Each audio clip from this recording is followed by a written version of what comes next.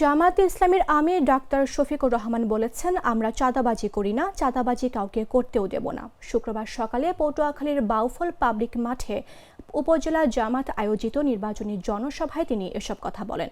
Doctor Shafiqur Rahman বলেন, দুর্নীতি আমরা করি না, দুর্নীতির জট আমরা কেটে দেব।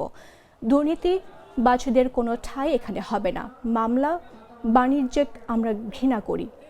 যারা মিথ্যা মামলা দিয়ে নিরীহ মানুষের জীবন ধ্বংস করে তাদের কাউকে ছাড় দেওয়া হবে না, বরং প্রমাণ পেলে তাদের কঠোর শাস্তির আওতায় আনা হবে।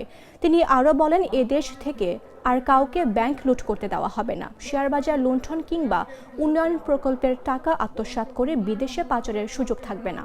এখন পর্যন্ত যারা দেশের টাকা চুরি করে বিদেশে পাচার করেছে, আল্লাহ তাআলা তৌফিক দিলে সেই টাকা উদ্ধার করে রাষ্ট্রীয় কোষাগারে জমা করা হবে ইনশাআল্লাহ।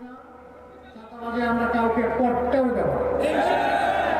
দুর্নীতি আমরা করি না, দুর্নীতির জড় আমরা কেটে দেব, কাউকে দুর্নীতি করতে দেব না। মামলা বাণিজ্য এটাকে আমরা ঘৃণা করি, প্রশ্নই উঠে না, কাউকে এই সুযোগ দেওয়া হবে না। বরঞ্চ অন্যায় মামলা করে কাউকে হ্যারাস করলে তাকেই শাস্তির আওতায় আনা হবে। অনেক সময় নিরীহ মানুষকে মিথ্যা মামলা দিয়ে তার জীবন ধ্বংস করে দেওয়া হয়, তার পরিবার ধ্বংস করে দেওয়া হয়, তার ভবিষ্যৎকে তছনছ করে দেওয়া হয়। ওদেরকে আমরা ছাড় দিয়ে কথা বলবো।